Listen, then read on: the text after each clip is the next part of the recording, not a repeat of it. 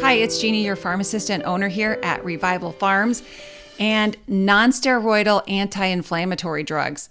Are you taking a lot of them part of your routine medication? Well, I'm going to share information with you that you might think twice about doing that and look for natural alternatives. So let's dive into this. I've got some research and some statistics to share on the increase of cardiac events with non-steroidal anti-inflammatory drug use. And this was seen when this was compared with some COX-2 inhibitors. And the COX-2 inhibitors are drugs such as Vioxx and Celebrex. Vioxx is not on the market anymore, but Celebrex is. So the research used to compare these looked at the non-steroidals and these COX-2 inhibitors. So the non-steroidal anti-inflammatory drugs, what does this constitute? This is things such as ibuprofen, naproxen, diclofenac, just to name a few. They are available over the counter, and they're usually used to treat pain, inflammation, headaches, injuries, or what other type of painful symptoms that someone is experiencing.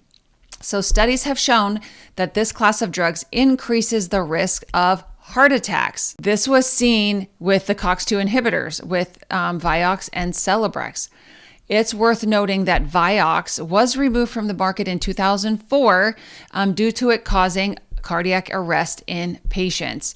It's speculated that Vioxx maybe even caused as many deaths as 120,000 from these cardiac events, and it led to Merck having to pay out $4.85 billion in settlement claims. And while many speculate that's just the cost of doing business, the fact is that over 100,000 people were killed by this medication. With the loss of the Vioxx market and this large settlement, Merck had to come up with another way to pay for the Vioxx, and some people speculate that the HPV vaccine, Gardasil, the HPV, was how to pay for Vioxx. But we'll do another talk on that at another time.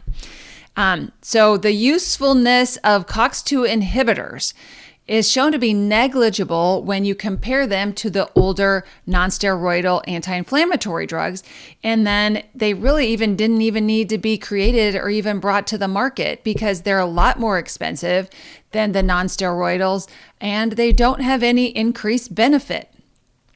So in studies, the overall increase of myocardial infarction was between 20% and 50% compared with people who did not use the drugs. And it wasn't lower for traditional NSAIDs as compared to Vioxx. So this is saying that the same results were seen in the non-steroidal class and the COX-2 inhibitor class. And this increase was found to be almost immediate for all of the non-steroidal drugs in all classes. And higher doses increase the risk even more, particularly for ibuprofen at 1,200 milligrams a day and naproxen at 750 milligrams a day. So this is saying if you are taking routine medication of the non-steroidals, ibuprofen, naproxen, daily in your routine because you're in pain, you're dosing it 3 to 4 times a day, you are at an increased risk of a cardiac event because you are taking this medication routinely. It is dangerous. Peter Gotch, who's an MD, the author of Deadly Medicines and Organized Crime, which is a fabulous book, I suggest you read it, goes so far as to say that this class of drugs is dangerous and the side effects that result from them are severe, and it should never have been approved.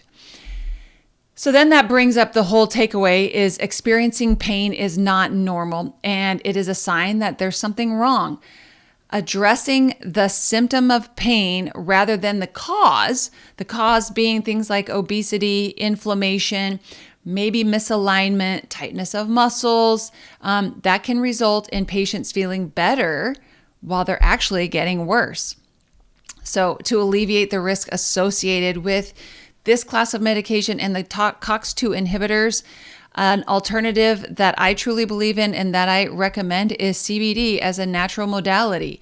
It can help with pain and inflammation, and this has been seen in studies. And it is not linked to any cardiac events. And again, this should be used as a modality until we're getting to the root cause, whether it be dietary, exercise, stretching, what have you.